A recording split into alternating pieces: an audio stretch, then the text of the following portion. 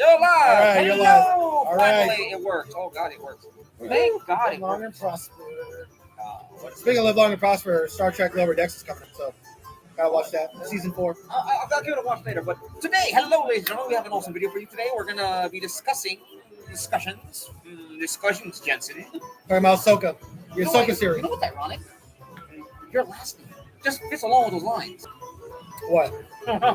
Jensen. Yeah, My beer. Yeah, it could be a good villain name. Anyways, we're moving into Star Wars. All things Star Wars, all things good Star Wars, all things bad Star Wars, our thoughts about the series so far, our opinions, references we think is going on, thoughts we have, what references occur, what exists, what's not exist, what goes, what doesn't go, yada, yada, yada, yada. Anyways, Star Wars Ahsoka.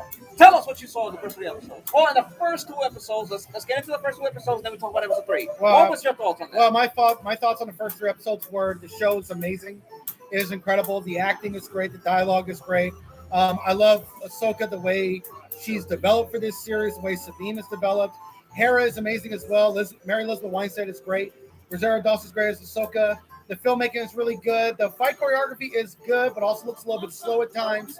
That could get better. I'm loving the Dark Jedi, who are different from the Sith because they do like follow some Jedi code, but they're like evil. And the Padawan for the Jedi Master, played by Ray Stevenson, she has like a Jedi's braid on her hair, which is really, really great. Padawan.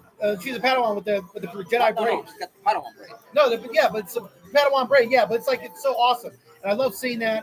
The fight choreography is mostly great. So yeah, those are the pluses. Is the filmmaking is great, dialogue is good, visuals are good, fight choreography is great. I'm liking where the story is going.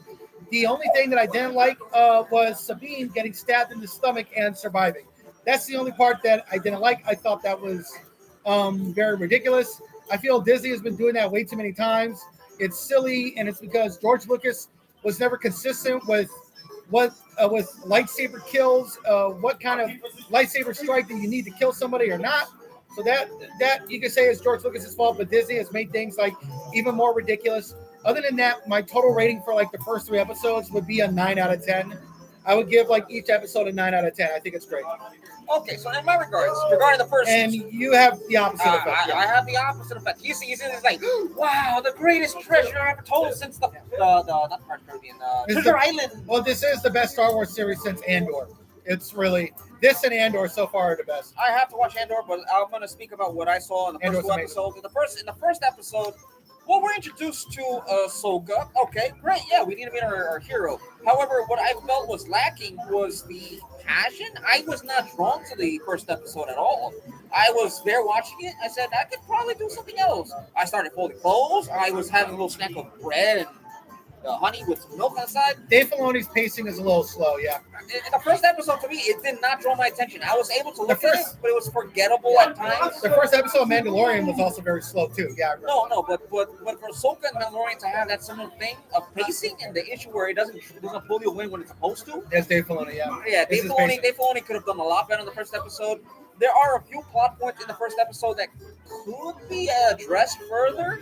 For instance, how did Ahsoka know that specific location of a temple, not a temple, but that specific location has a map that could lead to Thrawn, let alone how a map that exists now has the location of somebody who would be at said location in the future.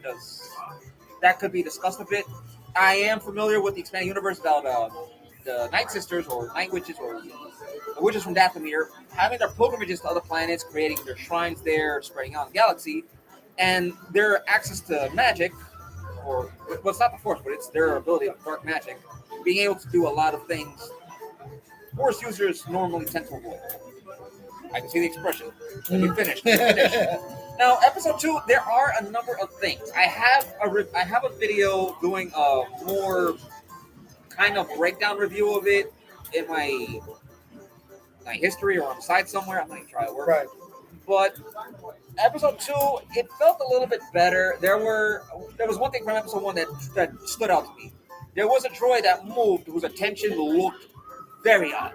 It was not synced with every other droid moving. That's the only one from episode 1 that I want to point out. Episode 2, though, there were a couple of issues, which again addressed in the video I've done prior about the review on the episode. The fight choreography was slow. You could tell exactly what was going to happen before they did it. As they were turning, you knew what was going to happen. The commentary between Ahsoka and Huitan, what's the name of the droid? The Jedi droid? Mm-hmm. The commentary between Ahsoka The banter between those two, yeah. The banter, Huitan comes off less droid, more human. That was so funny, though, yeah. Some of the dialogue was really good. It really made a nice little laughter or a nice interest of a chuckle in that episode. Though Huitan's behavior was more abnormal for a droid and more human. Yeah, he's been around for 500 years. Alien. Yeah. And considering that he's been around, but it goes against the programming of a droid to have that kind of personality. I mean, you could chalk it up to him being around for 500 years. Yeah. After 500 years, I'm pretty sure he just doesn't give a fuck anymore. Forget programming. He just doesn't what is care. Programming? What is that? This guy was around with, there was an Old Republic and then the High Republic, and then now it's just, then it's Republic, then it's Empire, then it's New Republic. If he was around during the time of the High Republic, or he was sort of vision, no, the High was. Republic to the current Republic, and then the New Republic, it explains why he might have some witty banter. No, he was around during the High Republic era. Okay, so regarding he's 500 years old. Shit, he's like half as old as Yoda, almost half as old. Yeah, he was. Yeah. But anyways, I find to be upsetting was there was a scene from episode 2 that really stood out, and it pissed me off. I don't know why. Where Hera's talking to Ahsoka, and Ahsoka's getting off the starship and leaving, and Hera's smiling, and the New Republic freaking officer on the right of Hera is smiling. I don't even know what the frick were you doing? Wait, that happened in episode 2? Yes. I want to see that again. That sounds funny. Pay very close attention. That sounds so funny. I did not notice if the male officer himself was smiling. He may have had a smirk. That reminds me of some goofs that happened with movies on sets, like in season 2 of The Mandalorian. We saw the guy in the background who was wearing jeans on the Empire. That was so funny. You see those type of mistakes in movies and TV shows all the time. Like Gladiator has some of my favorite goofs ever. No, not the plane. It was a goof where there was a guy in jeans in the background. When Russell Crowe was petting a horse at the beginning of the Gladiator movie. I most likely missed that. No, but for episode 2, it was that, and then on top of that, Sabine being stabbed. Well, no, not stabbed, impaled. Let's get this correct. Stabbing is this. Impale is. Yeah, she was stabbed in the stomach. Well, she was impaled with a lightsaber like around here, so it's like around the kidney, the intestines, the bottom. She did, and she didn't die apparently, and she survived because she had medical treatment. That's the best defense that anybody can make. That's the only defense anybody can make. Here's the biggest issue. The only other defense is that Disney loves people getting stabbed and not dying. Apparently, Disney endorses stabbing. Like Reva got stabbed in the chest. Mind you. Stabbed in the chest twice. No. If you pay attention to episode 3, Anakin did not stab the younglings. He sliced them with the lightsaber. No, but he stabbed her specifically. He stabbed her in her flashback, and then she got stabbed in the same spot again by Anakin, who's Darth Vader. She should be dead, but she survived. Because Disney makes no freaking sense. Disney's never made sense when it comes to original stuff or sense. Things that exist before their time. However, I want to break this down. I want to bring this up because I know a lot of people are defending this. A lot of people are encouraging that she was strong and she's able to survive because she's whatever. You are not able to survive a lightsaber. Her small intestine, her kidney, her lung, I have no idea what other organs are there. 3 major organs are now heated. There is a burn mark that has cauterized those organs. And the lightsaber did move. If you pay attention to the animation of the lightsaber, it did move. It kind of moved like this before it pulled out upwards. Sabine should not be alive. She should have some serious organ damage and lacking the ability to move. And with the Mandalorian, you could almost get away with that because Mandalorians are very, very tough. Like they're bred differently from a regular humanoid. Well, but with Reva, there's no defense. I mean, the writers of Obi-Wan even said they don't really watch a lot of Star Wars movie, which explains why Obi-Wan was such a clusterfuck. It was so terrible. Let's also include Boba Fett. That was terrible. However, episode 3... That wasn't as bad as Obi-Wan, though. Episode 3, it does correct some pacing issues. There are some small kind of jumps between moving slow and then moving with it, and it kind of there's a little gap you kind of have to fill in all yourself. There are a few instances that stand out to me and that I'm not really fond of. I have on my phone. We will discuss those in depth in a little bit.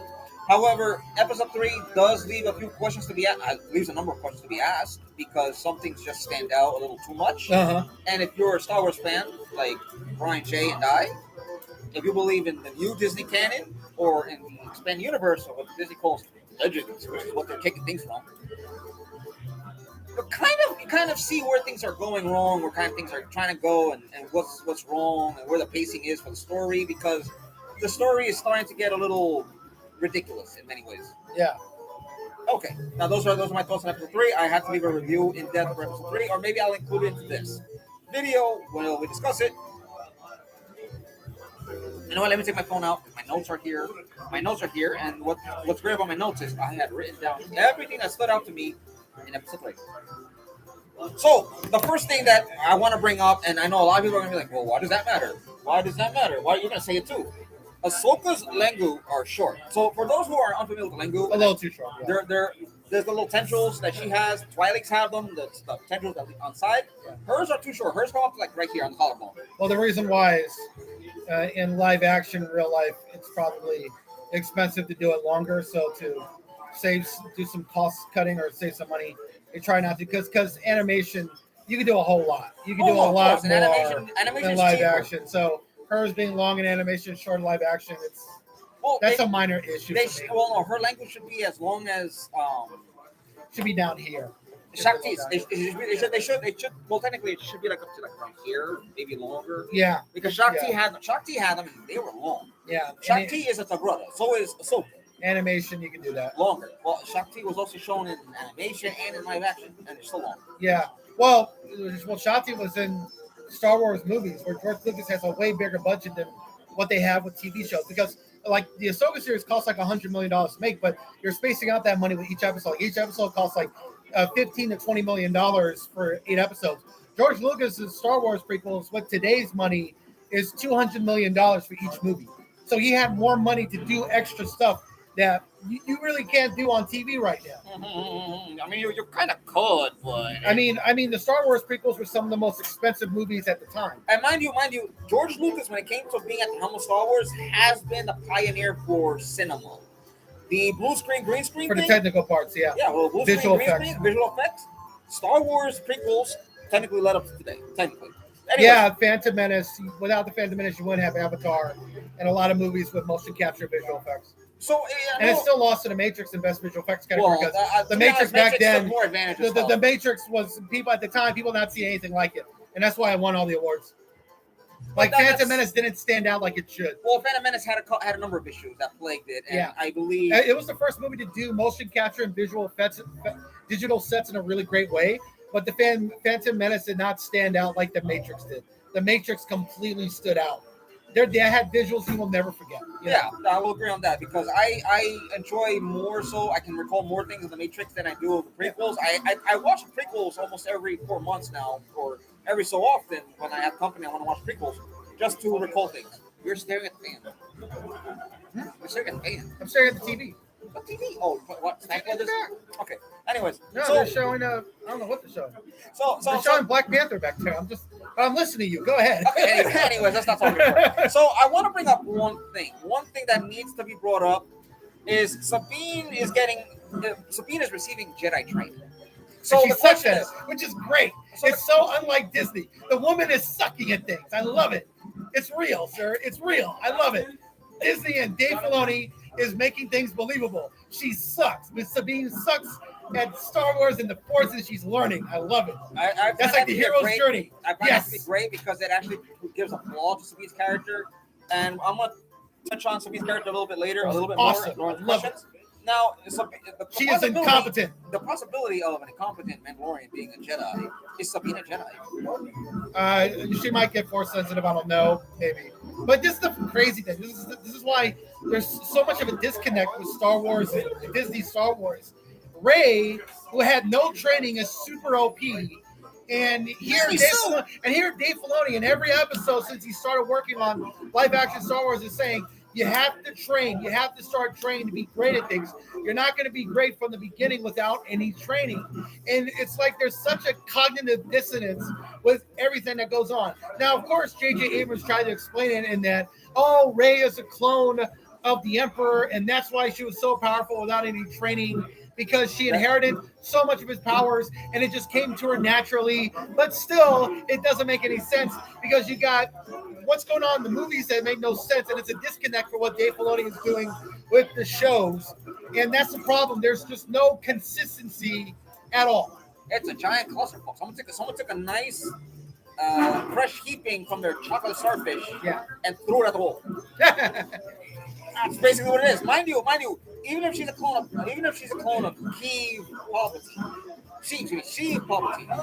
Palpatine's name. Yeah, Emperor Palpatine, in case you don't know, Palpatine's first name is Sheev, like the fucking knife. Sheev Palpatine. Even if she is a clone, you need to learn to use the Force and to fight with a lightsaber. Yeah.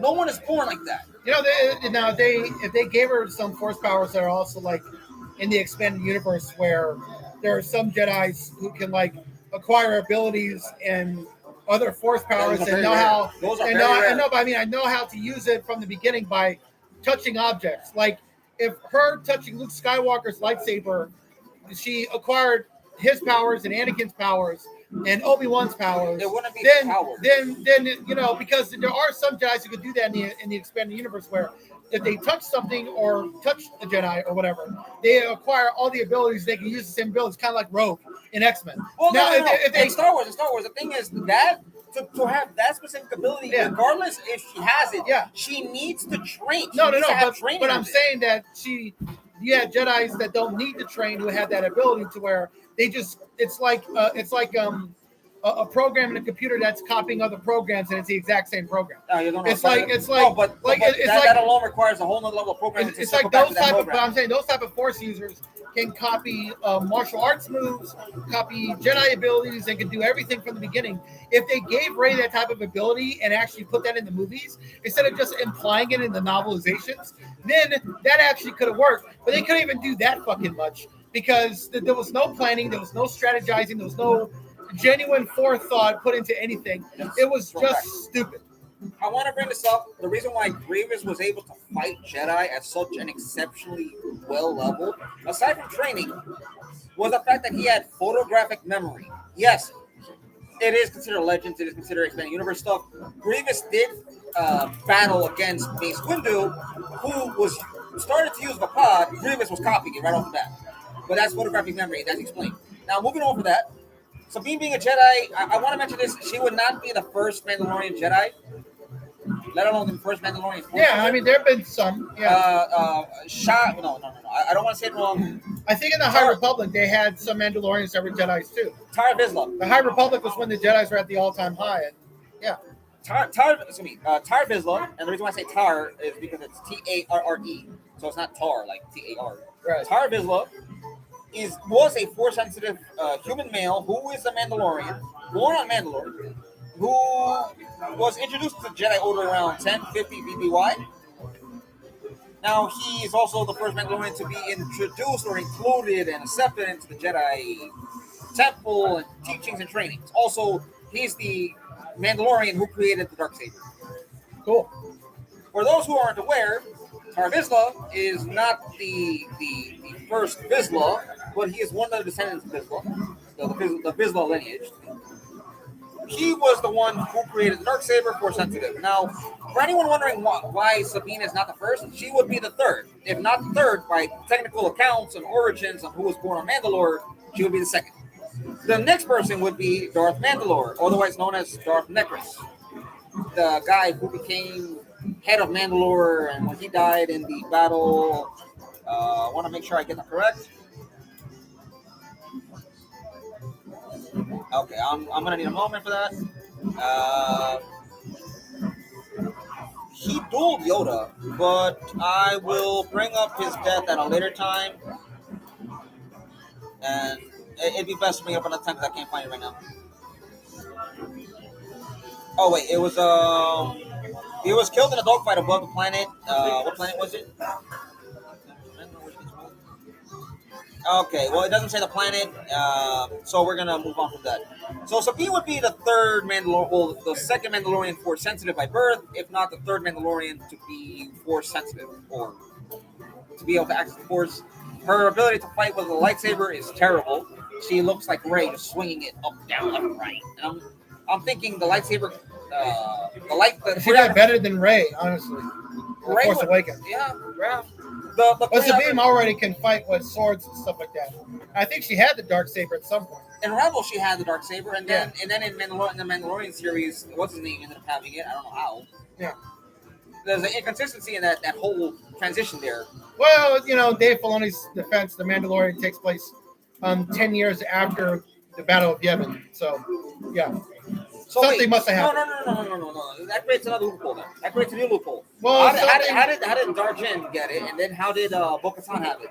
Well, something happened in those 10 years. We don't know.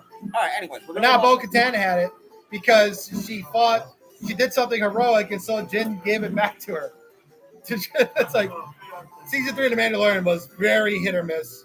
It was such a mess. From what I'm able to see, because I saw it, I was. But I did like the last 2 episodes. The final 2 episodes with the Mandalorians taking back Mandalore was really cool. Mind you, Mandalore. A lot of people are wondering what's wrong. Well, what's with Mandalore? Why does every Mandalore thing say it's dead? Mandalore, aside from the civil war that occurred between the what were they called? Yeah. Death. No. What's his name?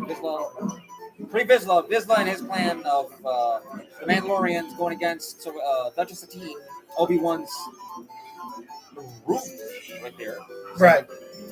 Mind you, Obi-Wan did have a little bit of a love thing go on with another Padawan, but she ended up dying. So that's movement. That's aside from Ahsoka.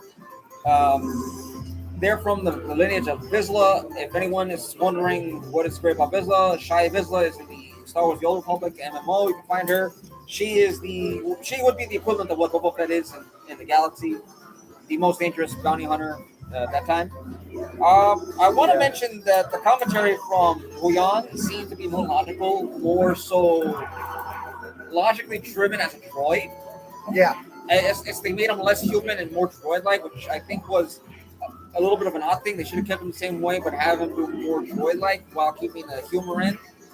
The commentary was funny though, between him and Sabine. Yeah, you did good, not great. Yeah, and I do like they're bringing back some of the fight choreography from the prequels. With Ahsoka, Han's responding. I give it a 9 out of 10. Yeah, I give it a 9 out of 10 so far. He was asking what's the rating I give 1 out of 10, 1 through 10 of the Ahsoka series. I give it a 9 out of 10. What do you give it? Like a 6? No, episode 1 for me was a 6. Episode 2 was about like a 7 or an 8. Episode 3 was more about 8.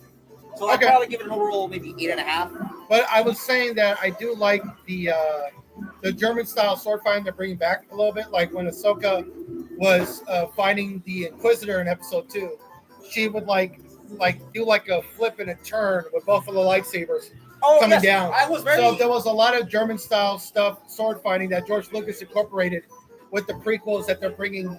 That they brought it to Obi-Wan for a little bit, and they're bringing it in with the Ahsoka series in a really good way. I'm happy that they're bringing back I'm happy they're bringing back some form of lightsaber combat from the prequels, because the prequels really elevated the knowledge of how Jedi were able to fight with different styles. Yeah. Now, Ahsoka being able to fight with the German style, which I know it's a different term, and I have to. It's German style sword fighting. No. In Star Wars, it has a different name though. Yeah, but the sword fighting style is basically. It's called German style sword fighting. Yes. And they also had medieval sword fighting.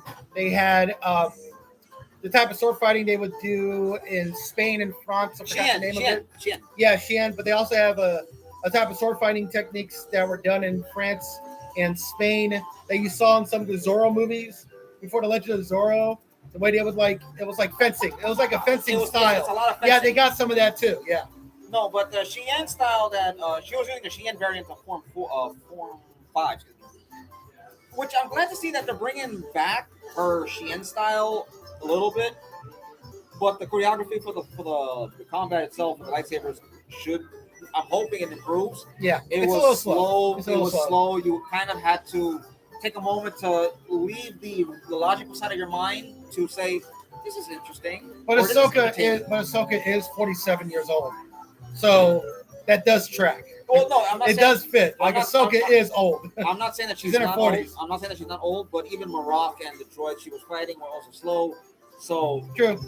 I just want to say that I hope the lightsaber combat does improve on quality and the ability of how fluid it becomes, because seeing prequel lightsaber combat from the prequels, watching episode 2, watching episode 3, seeing how they fight with lightsabers is really wonderful. It's that was the exciting. only good part in the last episode of Obi-Wan, where Anakin and Obi-Wan were training. They were fighting like the prequels. Like that was prequel fight choreography, and I thought that was really, really cool. I think so too. Now, I want to mention this. Sabine was using Zatoichi, or if anyone wonders what that is, that's basically wearing something to cover your sight, which is what they did for the training droids for blast deflection. Her being able to use Zatoichi, and to some extent in the series, being able to sort of swing in the direction that Ahsoka was in. Yeah. It was nice to see that. At the same time, it was like she kind of picked up on it a little too quick. Yeah. Though I do want to mention that the commentary she made about being able to see is necessary. We know you can't see. You don't need to tell us when we can see you seeing us or seeing anything else. Yeah, that was pretty cool. I thought that was okay. Now, I do want to mention about the comment about anger and power that Ahsoka mentioned, how it leads to your downfall. I want to be a little thorough on this one because this is a kind of a very important point. It's the same thing that Yoda said in the Phantom Menace. It is, but it's versed a little bit differently. I do want to mention that. I thought that whole pattern of logic was stupid from the beginning, so it's fine. It was a reference to Yoda from at the time. It's an incorrect statement because it teaches the opposite of what the dark side teaches. The Jedi believe in passion and peace and serenity. The Sith believe in passion and strength. Yeah. So for them, the dark side is their way to call. The Jedi believe in not being able to feel. Well, Yoda's whole like logic was that fear leads to anger, anger leads to hate leads to suffering. Yeah, it was one of the dumbest moments I remember seeing as a kid. Well, you could have switched all those out; they would have had the same meaning. Yeah. Anyways, that's what I want to say because like if you teach a Sith if you tell a Sith that, they're gonna tell you what are you talking about. Although Red Letter Media's response to that was really funny, where he said I can use my own logic for you. Chicken leads to egg. Egg leads to omelet. Omelet leads to fecal urgency. I mean, he's not wrong. That's hilarious. He's not wrong, though. That was great. I do want to mention the scene with the senators, how they kind of hit the mark for an eye with every single one of them. Yeah. Was that really a necessity? You couldn't just have different alien species of senators? Well, spoiler alerts. The coolest part of episode 3 was Ahsoka deflecting and dodging lasers from spaceships in outer space. I love that part. She's like, woof, woof, we're gonna touch on and she's jumping around like the Matrix in zero gravity space, and she's just like deflecting shit, and she's slicing spaceships. I was like, this is great. We're gonna bring that up. Great. We're gonna bring that up in just a moment. I loved it. We're gonna bring that up in just a moment. I want to talk about the whole scene between Hera and the senators, where it led to a conspiracy that she brought up how former Imperials have taken loyalty oaths for the New Republic, but they bring up the line from episode 2 about Long Live the Empire. Yeah. And how conspiracy is brought into this. If anyone is wondering why I want to bring this up, it's sort of a reference to the Zon Consortium. If you're not familiar with the Zon Consortium, they're basically the criminal underworld that was in charge, that overtook the Black Suns, which they framed for the Bespin gas mission that happened behind the scenes, and that the Empire ended up destroying the whole Black Sun pirates, which allowed the Zon Consortium to rule the entire criminal underworld. Okay. If you're wondering, well, the Hutts ruled it. Well, no, the Zon Consortium technically ended up conquering Al Hutta. So they ended up enslaving Hutts there. Oh, yeah, and Dave Filoni's show. I think Thrawn's going to be the main villain. He is the main villain of Ahsoka, and everything that's happening on Ahsoka and a potential season 4 of The Mandalorian will lead into Dave Filoni's eventual movie that he's going to get made down the road. Yeah. But first they have to get through these writer's strike and the actor's strike, the SAG strike. Once they get through the strikes, that's when they'll start going ahead and doing these shows in the movies. I do want to mention one thing. Thrawn is being portrayed as the main villain. However, we've not really seen anything about him yet. Not yet. I believe But he is the main I villain. believe he'll be propped up as the main villain. However, the main villains as of right now are the 2 Dark Jedi and the 1 Sith with them. Well, he is the main villain of the series. They just haven't shown him yet. But they made him the main villain already just by talking about him and the whole story surrounding him. Yeah. So yeah, he's going to be shown eventually. It might be in the last 4 episodes, but he's going to pop up eventually. Now, I want to touch up on one subject that a lot of people seem to overlook, and I don't know why it is overlooked, but it's with Hera Syndulla being before the senators and her emotions coming forth, her anger, her anxiety, her aggression, all that, which would render her unfit. She being emotionally unfit before the senators, just because one senator, his name, Shao something. Yeah. Shao Yin or something like that. Talking about the war and stuff and taking things lightly. I loved her reaction because everything she said was just true. It is true. It was truthful what she was saying. However, I do want to bring up the emotionally unstable or the emotionally unfit, where she got emotionally excited to the point, because I don't refer to it as angry or sad. It's excitement one way or another. Your mind gets. Well, she was reacting on anger because the guy was downplaying the threat of what could happen, because they could end up in another war. Thrawn comes back, and in any case, they end up in a war anyway. Whatever Thrawn does would set up the First Order getting created.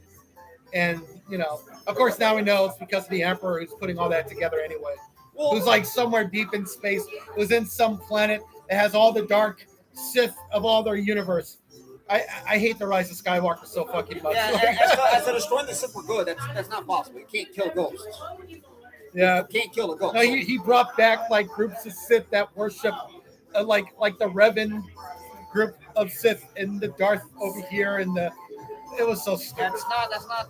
Well, there's not that many Sith that believed in Revan. There was a lot of no, but he was like, this is a group over here that call themselves Revenites, and it is a group over here that's Sith whatever, and it's just I want to bring this up because Revenites was mentioned in the Old Republic, Star Wars: The Old Republic. It's mentioned on Droman Koss. And the Old Republic video game will eventually come out at some point. It's just got to get out of development hell. But to my surprise, Ubisoft is coming out with a Star Wars game before they are. So, and that game just got announced this year. No. The game got announced 2 years ago, and it went right into development, right into it. I want to bring this up. Ubisoft Star Wars game is not going to be this open world you can explore galaxies. I'm most certain it's going to be a linear-driven, narrative story open world game with lots of microtransactions. A lot of microtransactions. Expect your wallet to start crying the moment you start playing the game. Expect your wallet to go. Yeah. But I want to bring this up. Jason, Hera's son. I'm barely using the name of Hera's son. Hera and what's his name? Yeah. The Jedi from Rebels. Their son is named Jason. I'm not sure if this is a reference to Jason Balaran from Magic Gathering or Jason Solo. Right. Mind you, why would it be a reference? The name. Because if you've read the Expanded Universe, Jason is also mentioned as someone who kind of does his own thing. Uh-huh. So I feel that's a reference. I believe it's a reference. As to which franchise, I don't know if it's to Magic Gathering or if it's to Jason Solo. It's up for debate. It depends how you want to say it. Look at it, how you want to see it. But it is a nice reference to have Jason brought up. Yeah. The next thing that I want to tackle, do you have any thoughts on Jason? No, that's fine. Okay, the next thing that I want to bring up was that Sabine wants to rush her training. No Mandalorian ever wants to rush their training, so... Yeah, she's impatient. Well, it's because they know they're going to go into battle and go into war, and she needs to fight these Dark Jedis and these Sith, and she wants to be prepared, but they don't have the time. Oh, no, she's very reckless about it. She's not acting like a Mandalorian. She's acting like Sabine. She's acting the way Sabine used to act, except in Star Wars Rebels, she was a little bit happier, more uplifting, more sarcastic. But because of going through the war and everything she saw, she's a little bit more down, depressed, and more melancholy. I want to mention this very clearly, so that if in case Disney or any of their writers, Dave Filoni's watching, no Mandalorian will rush their training. In fact, if they were to rush their training, the first thing they will do, they will go hunt the most dangerous creature and come back with it. or they'll come back with a price of it. It's like part of its teeth, a horn, or something. That is how Mandalorians train. They fight things that are going to kill them. That's how they get their notoriety, their reputation, their strength, their fame, all that. I do want to mention this before anything. The fact that we kind of mentioned your lack of your inability for lack of force. It's so funny. That was funny. No, I just love. I love lie. that he says to Sabine in the second episode. He's like, "You are the worst Jedi ever. In my 500 years of existence, you are like the bottom of the barrel." Like it was like so funny. That had me dying. I was laughing. I had a good chuckle out of that. I said, you know what? He's like, "You are the worst ever." Now, I do want to mention this. Wait. Thoughts about Ahsoka says everyone can use the Force. Oh, yeah, we were just about to ask that for her comment about the Force resides in all living things. Well, it's because Disney Star Wars is going back to the original trilogy, George Lucas explanation, where the Force is all around us and anyone can access it. And then George Lucas decided to change that and made it based on midichlorian count. And that got a ton of backlash for how stupid it was. And so they just gone back to the original canonical explanation, saying that the Force is all around you. Everyone can access it. Anybody can be a Force user if they really focus hard enough. And anyone can tap into it. That whole midichlorian count was stupid. It was unnecessary. And it's good that they're just still ignoring it to this day. For the last 8 years, they've just been ignoring it.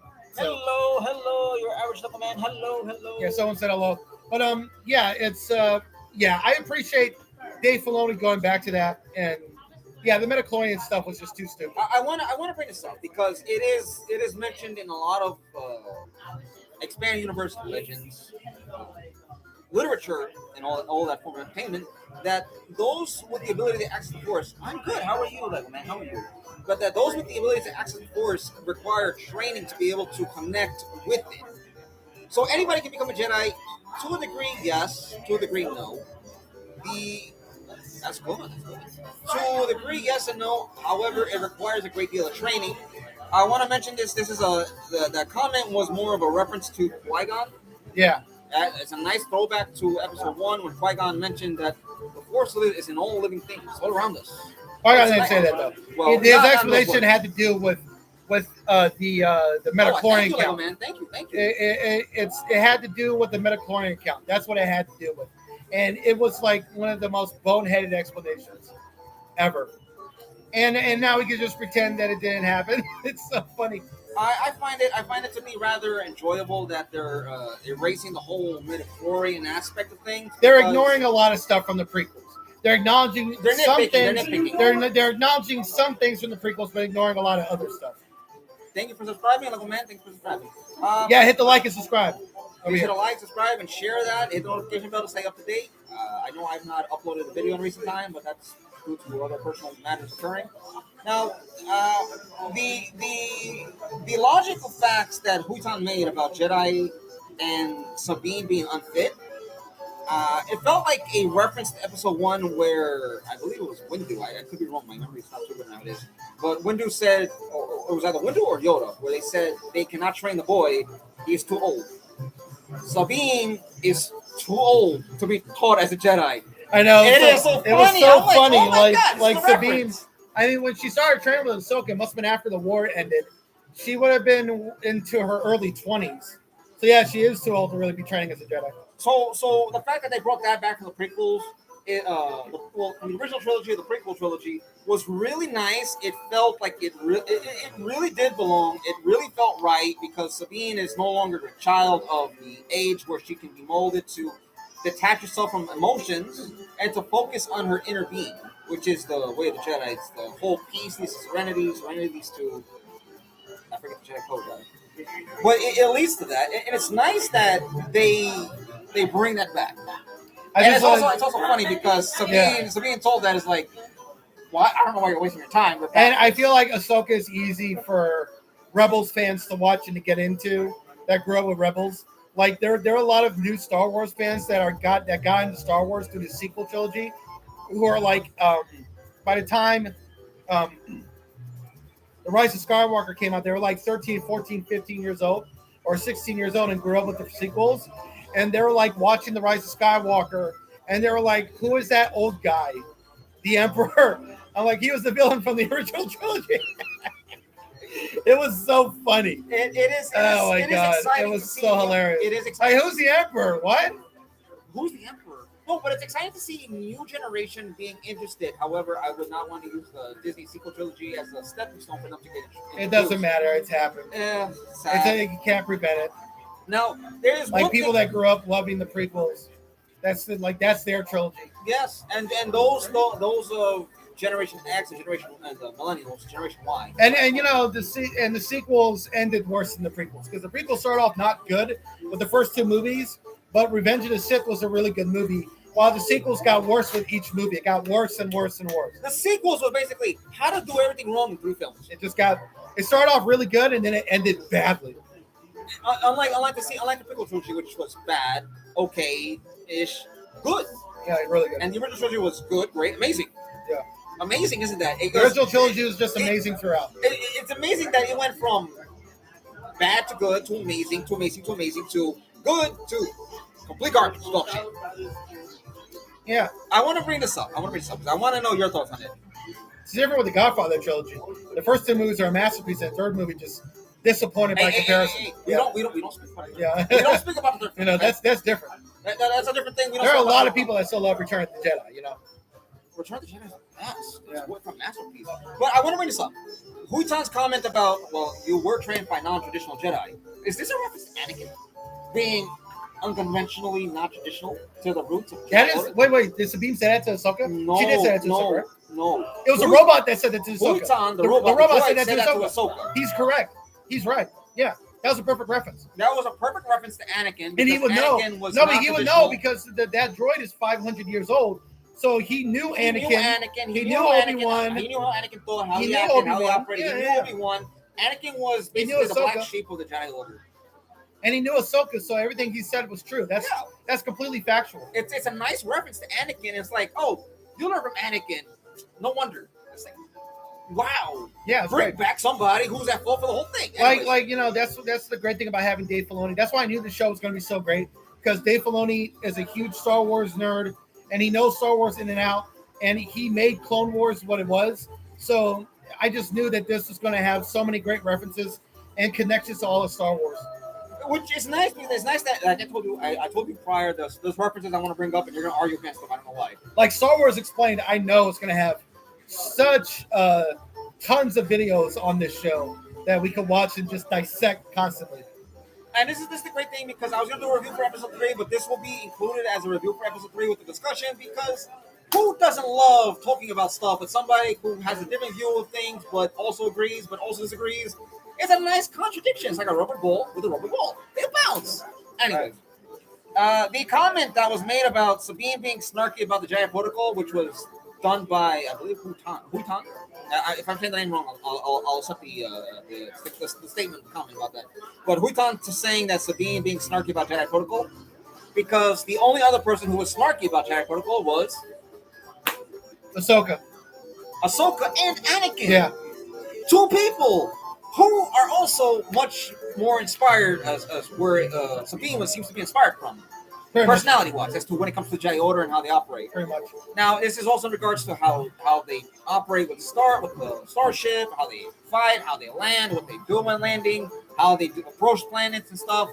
And Sabine's comments being, more of a snarky individual, being told her attitude about the protocol is kind of ironic, because Mandalorians never saw eye to eye with Jedi. Right. No matter what. Even if they were friends with the Republic on a neutral level, they never saw eye to eye. They still maintain a grudge against the Jedi.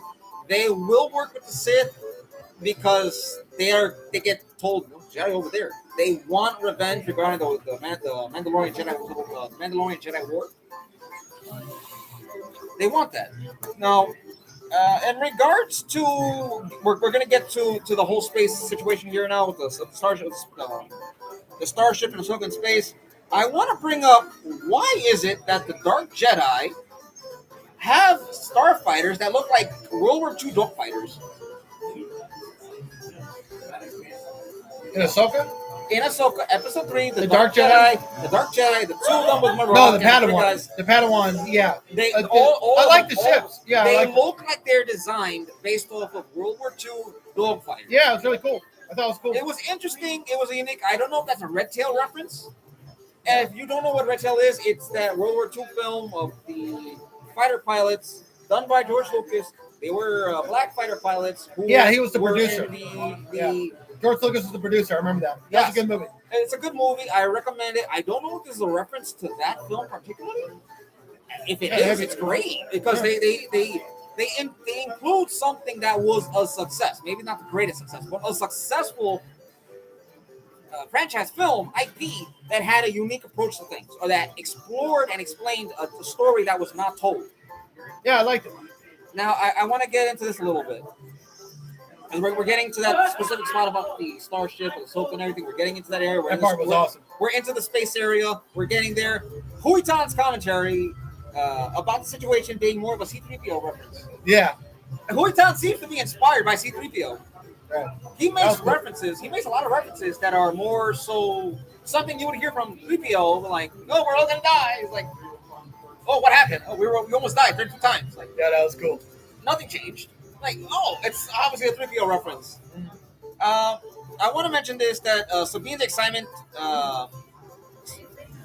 when Sabine was on the tail gun of the ship, she made the whole "woo, got one." I'm not sure, and I feel you could disagree with me, you could agree with me, you could tell me if I'm wrong. I welcome your comment for this. That is a Han Solo reference. That is a clear Han Solo reference. Yeah, that was cool. I liked it. Remember Han Solo in Episode 4 shooting the TIE fighter, going "woo"? That whole thing is definitely a Han Solo. Well, reference. yeah, a lot of that moment is taken as a callback to Han Solo and Luke going, "Yeah, all right, I got it." You know, the original Star Wars. Yes. But it happened so naturally with that movie because they were trying their best to have a good time on a movie that on paper making it was supposed to be a piece of shit. That ended up being a great movie that was beloved by many people. Maybe not so much the critics at the time, except for Ebert and Cisco and Ebert loved the movie. A lot of critics didn't love the movie, but yeah, it was a huge hit back then. It was a wonderful reference. I believe it was a reference. I don't know if you do. Yeah. I want to bring this up now. Because now we're getting to that scene. We're getting close to that scene of where Ahsoka's in space. Mm-hmm. I don't even know what her ship is called. Ahsoka ship? I don't know. I forgot. I don't even know what the model is. But her starship being able to endure turbo lasers. Mind you, not laser cannons from starfighters, not blasters from starships, from blaster rifles. Turbo lasers. These are weapons found on Star Destroyers, the Death Star. These are the heaviest laser weaponry that exists in Star Wars. Well, one of the heaviest. Yeah, big time. As to how her ship was able to endure it with the deflector shields, okay, maybe a few hits, but to survive that barrage, it with her deflecting it, all that stuff. Man, that shit was awesome. The way Ahsoka was just going we're not there yet. We're not there yet. Damn it! I want to go back. No, but I don't understand how her starship survived turbo lasers. It wasn't a head-on collision. It wasn't a head-on blast. However, the explosions themselves are enough to knock the shields out with like about 2 or 3 hits. Yeah, that was. So I don't know if Dave Filoni was trying to exaggerate the scene. I don't know if it was intended to make it more seat-clenching, heart-racing, whatever emotional aspect.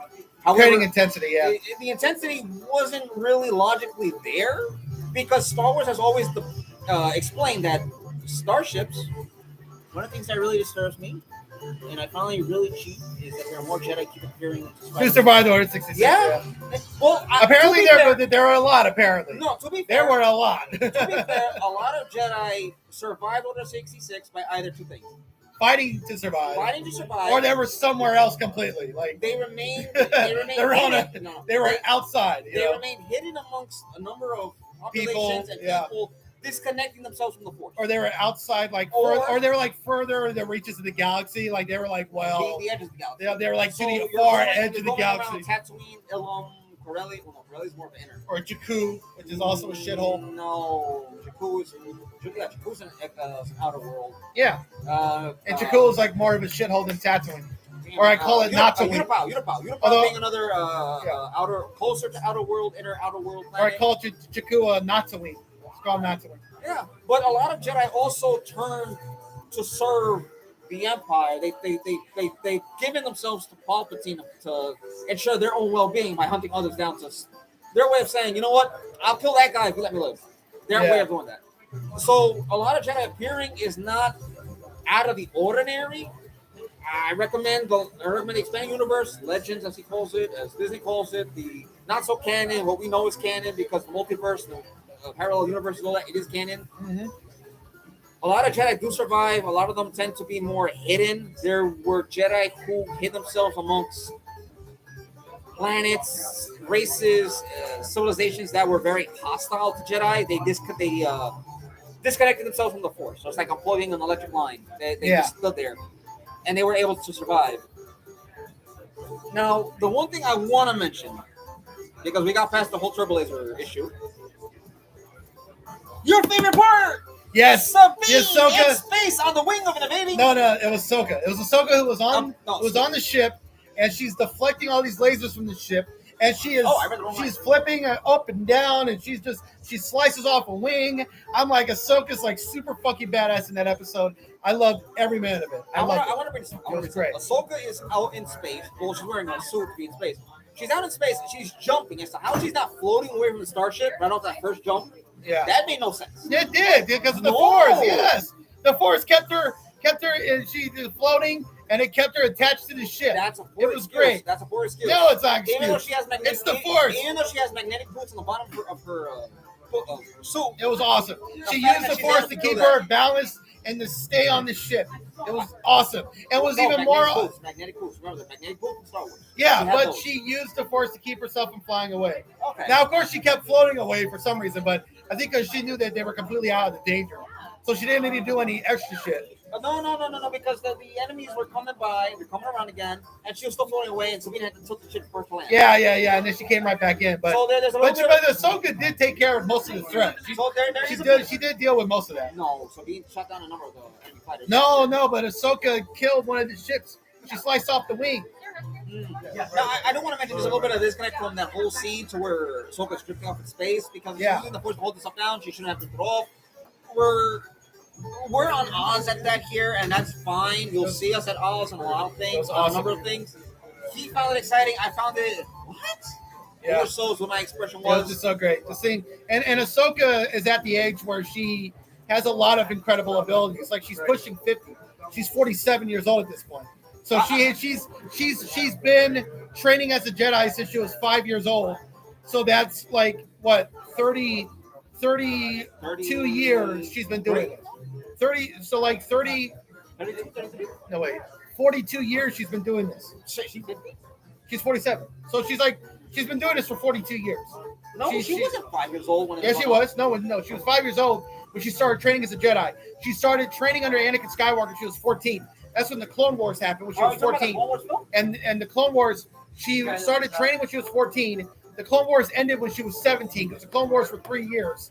And then, so in Ahsoka, she's 47 years old. So that's basically 42 years of her training and being a Jedi, at least being a Force user for those number of decades. So, of course, she's going to have a lot more new awesome abilities at this point. And it was fucking awesome. And what was even more awesome in that scene was space whales. Space whales from Rebels. We'll get to that. We're basically there. We'll get to We're that. basically there. The space whales are awesome. There's still some more to go through before we get there. Space whales. Ahsoka deflecting starship blaster fire. That is what stood out to me. It made no sense. That was awesome. No, because the laser cannons on a starship are much different from blaster rifle. Can't deal with Ahsoka. Nope, can't deal with her. All right, doesn't matter how powerful they are. He's gonna say cannot deal with Ahsoka. He's in favor of her deflecting it on at odds because the only person to technically deflect the blaster from deflect laser cannon fire from Starship was Luke Skywalker. And Disney is racing. No, that's not.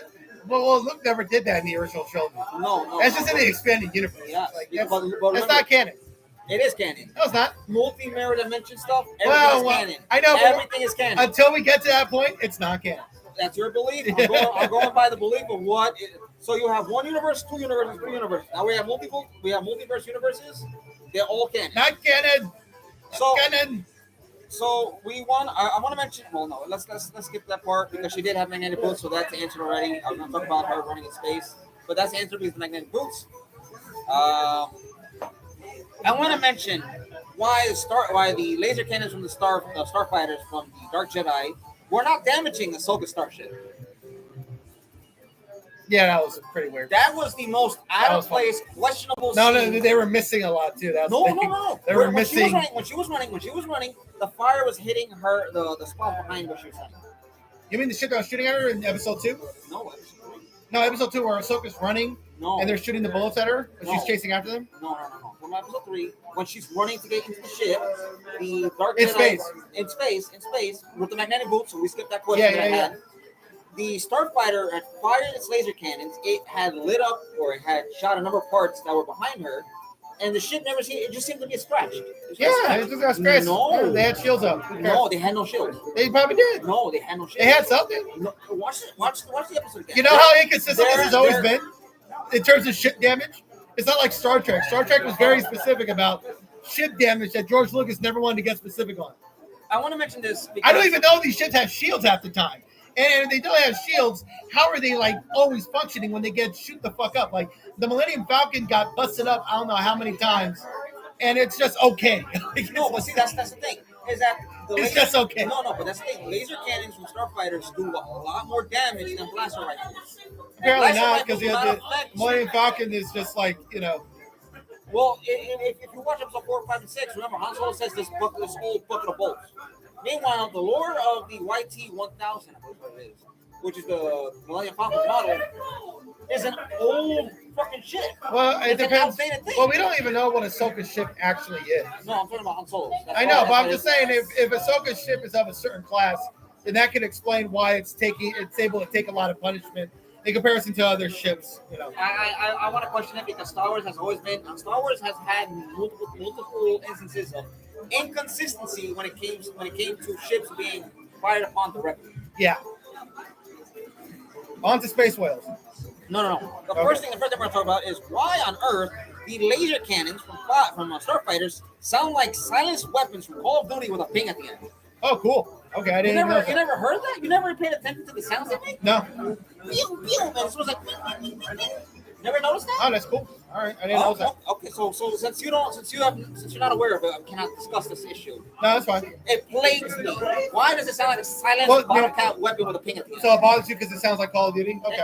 It bothers me because it does not sound like a laser cannon at all. Remember, laser cannons have a specific sound. This sounds completely different. Yeah, I can see that. Okay. Okay. Now I want to mention the space whales. Wait. Where's all right? That's probably the next part. I need to switch them around. Space whales. Woohoo! A reference to Rebels from Star Wars Rebels. Now these are we have space whales. Well, technically they're star whales. And because whales in Rebels, space. And because Rebels has mentioned that star whales are what created the hyperspace, they jump into hyperspace. Yeah. It erases all of the canon around the hyperspace lore. And that also means that Ezra is coming back. We're going to see Ezra Bridger in this season. He's coming back. Yeah, since we just saw space whales, that means we're going to be seeing Ezra Bridger. This is awesome. I want to mention, I don't know why they would erase the war to hyperspace, because there was a war, the Great Hyperspace War, which was fought in the expanded universe. It was mentioned by Star Wars: The Republic. Yeah. Space whales. Yeah. That's fine. They come and go. They left because I kept talking about the space whales, and I don't care. We got space whales. Space whales. I love space whales. They were awesome. They made no sense, but I didn't give a shit. Fucking great. They make no sense in the series. They've never made sense ever in Star Wars, but I don't care because they're awesome. They're beautiful. They're fun to look at. No, that means all the lore, all the canon, all things that made Star Wars about hyperspace travel possible. There's no reason for it to exist. You know what that means? That just means that, and it's also funny how they're trying to say that space whales were somehow responsible for like super hyperdrive travel, like whales, space whales. What? Right. That was Dave Filoni's idea, but I love it anyway. I don't care how ridiculous it is. I think Dave Filoni has a thing for sperm whales in space. Space whales. Anyways, I want to bring up the next part, which was that when Ahsoka and Sabine landed on the planet and they were among the trees, how is it possible that the Dark Jedi were unable to sense them with the Force? They're I Force think the older sensitive. Jedi can sense him. We're gonna get to him. I don't know about the Padawan. Well, The older guy, maybe. Well, the Sith. Remember, the Sith Marok was with them. Was with the Padawan, and he couldn't even sense her. So it's like, what do you exist for? You guys no connection to the Force whatsoever. Well, they couldn't sense them maybe because they were in the ship, and their ship couldn't pick them up on the sensors. But the older guy who's actually on the ground, who has a lot of years of experience fighting as a Jedi, the guy's in his 50s. We're gonna get He probably could sense them. We're gonna get there. Don't speak too far. So I want to mention that the sarcasm that Hutan made about almost dying multiple times. Again, that's a 3PO reference. Yeah. And it felt more so this time was also a young Anakin reference or Jar Jar reference. Yeah. About how we're gonna die, or Yep. all that stuff. Now, again, we're gonna have to skip over this one because this is a question that's a repeat about the last one. Yeah. I want to mention about the reference. You're gonna argue with me, and I don't want you to argue with me. I don't know why you're arguing against it. I'm not gonna argue with you. Yeah, you did it last time. What? The neighboring galaxy where Thrawn is apparently hidden out or hiding out. Oh yeah, you saying that this is going to connect to something that happened in the EU, even though we know that's not going to be the case. Well, it's not gonna. We don't know if Dave Filoni is gonna do it or not. We don't know. But it's a reference to the unknown edges of space. True. Which is brought up multiple times in the expanded universe. Also in canon, Star Wars canon. It's also something that brings into and ties with the Yuzong Vong. True. It's a reference. True. Because the Yuzong Vong don't have the connection to the Force that all living creatures have. They True. seem to seek out and devour or kill anything with Force connections. Right. But that's a nice reference to the Yuzong Vong. It is. And on top of it, it's also a nice reference to the unknown edges of space where additional galaxies lie and exist. Cool. Okay, so now I'm glad you didn't argue with that one because it's like last time when I was bringing it up, you were like, no. Well, you made it sound better for the live stream. You made it sound a lot better. You mean you finally listened rather than talk? Well, you made it sound better than how you were saying it. You were the whole time you were like, it's going to connect to this in the EU. I never said or it's going to be this story. No, you said it's going to be that story. And I'm like, that's not going to be the story. No. That's what you said. Okay. So now we're at the end of our list here. We're going to have a big fight scene in episode 4. It's building up. There's going to be a big fight scene. There's going to be a big fight scene between Ahsoka and Ray Stevens' character. It's going to be awesome. Yeah, they're going to fight in episode 4. It's building up to this. They showed some of the fight in the trailer, and they're going to fight in episode 4, and it's going to be epic. I can't wait to see it. One of them is going to die, and I think Ahsoka's going to win. Well, we all know Vader's going to die because he is that older Jedi that everyone knows about. And sadly, the actor died in real life a couple of months ago, so there's no way he's going to pop up in a season 2 or whatever's going to happen down the road. Our condolences to his family. Yeah, Ray Stevenson was a really good actor, and he's going to be missed. Though it is inevitable that and it's quite questionable how Balin, Ray Stevenson's character, is able to sense Ahsoka, Sabine in the forest on a whole nother planet. That really leads one to wonder, what's the point of the story if the Padawan and the Sith are unable to sense them, but he can sense them? The Padawan's the Padawan. She's still learning. Well, we don't. She know. can't sense what he can sense. Well, we don't know if she can sense. We don't even know if she's a Padawan or she's simply. She is a Padawan. No, she's a Padawan. She's still learning. He's her master. Now, of course, he can sense things and figure things out. He can sense what Ahsoka is and what she's doing from like fucking quadrants away in the galaxy. Like he can do that. That's how powerful he is.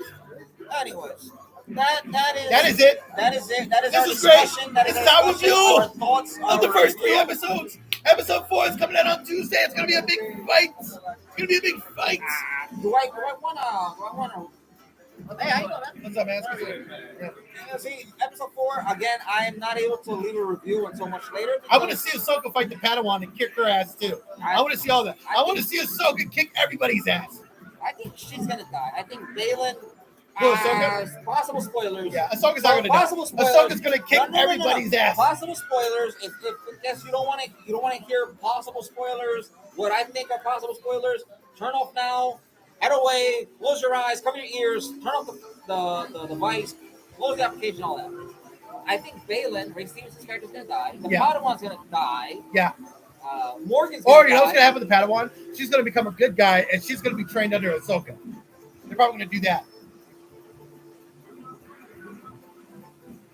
That can happen. It's possible that she stays alive. I believe Marok is going to end up being Ezra Bridger. I believe Morgan's going to die. Balin's going to die. And the series is going to conclude with Thrawn having returned with a Yeah. I think it's gonna be an Empire Strikes Back kind of ending. It's gonna be sad and tragic. People are gonna die. Thrawn is gonna be in power, and it's gonna lead to Dave Filoni's movie. I can't wait to see it.